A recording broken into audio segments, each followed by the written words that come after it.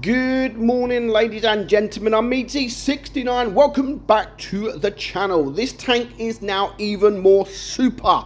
Yes, we are talking about the super Pershing. It used to just be like the Pershing because it wasn't super.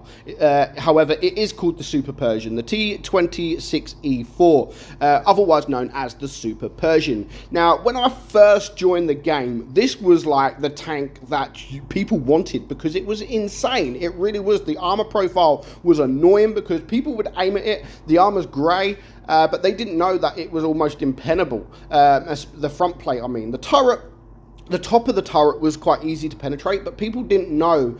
They looked at the armor and think, okay, I could pen. They shoot, and yeah, it's just almost impossible to penetrate the front plate.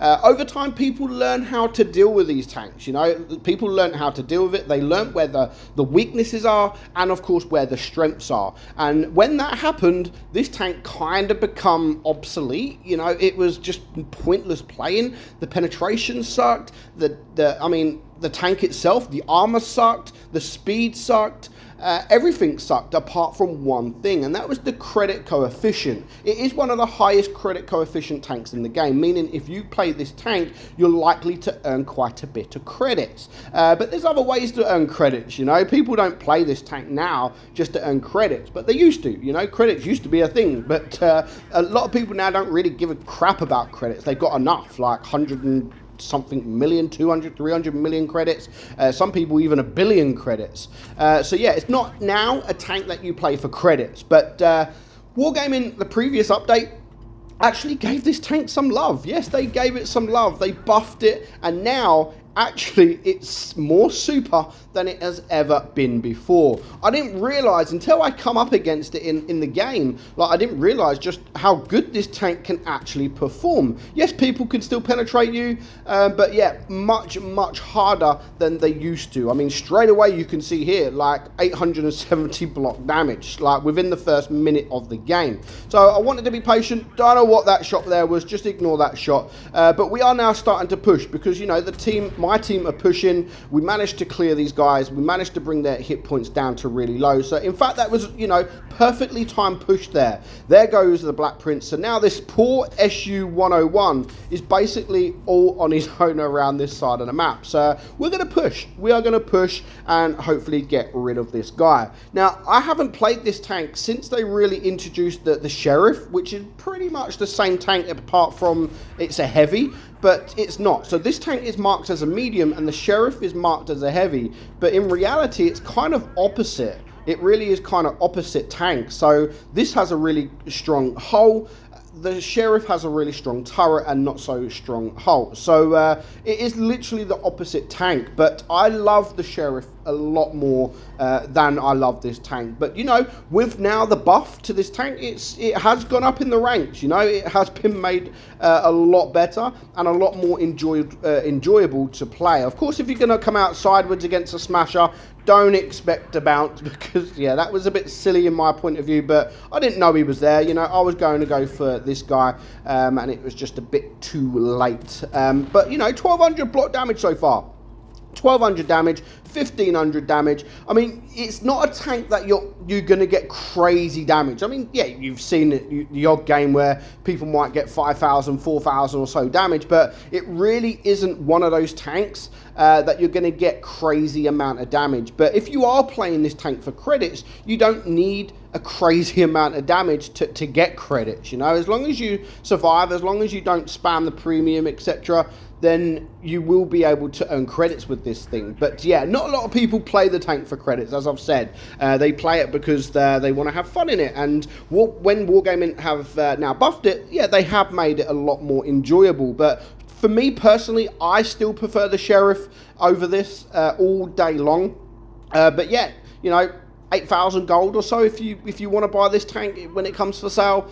Yeah, it's not too bad at all, and it definitely needed the change, and Wargaming gave it that change. So thank you, Wargaming, for actually giving a tank a buff that really did, in my opinion, need a buff, because it was lacking. It really was lacking in Tier 8. You know, Wargaming is something called power creep, where there's a tank that's really, really good, but then Wargaming just releases more and more tanks that are even better, then the good one then becomes like the weak one. So that is pretty much what this tank was. It used to be a really, really strong tank.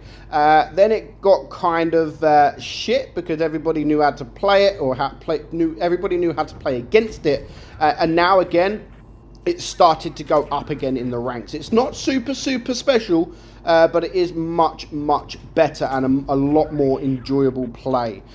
So 495 block damage at the moment. We're going to get a little bit more than that, but I still need to be careful because you look at the mini-map. I mean, they're all around. They are all around. But luckily, I do have my team with me, so they are there supporting me as well. But the Pantera decides to come behind. I can't quite get the shot off. Well, I do get the shot off, but stupidly, it bounces, which is unfortunate because he would have been a one-shot if I would have got that shot off. And now, look, they're just everywhere. But there goes the Pantera. There is the VZ-44-1. So where do I look at? I don't know where to look at. They're just all over the place. Of course, I need to focus on one tank and move, because if I just stay here, I'm going to have a tank in front, and of course, I'm going to have a tank behind. So I'm just going to push forward and just focus on this object 274A. So he's now pretty much a one-shot. I do clear him, and then I can turn and face this guy. And to be fair, I've bounced a lot more than I expected this game. So far, I've bounced 1,000 damage. I need to bounce. If I'm going to stay alive against this guy,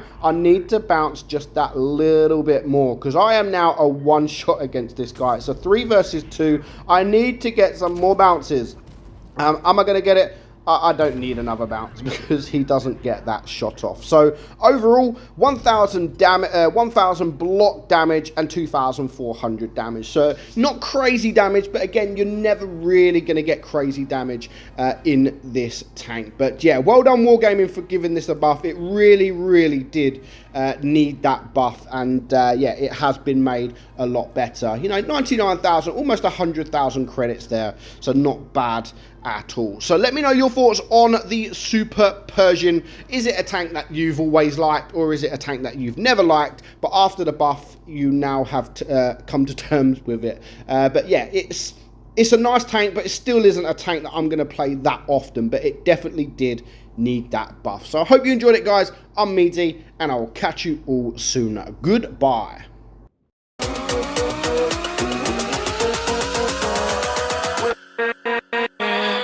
With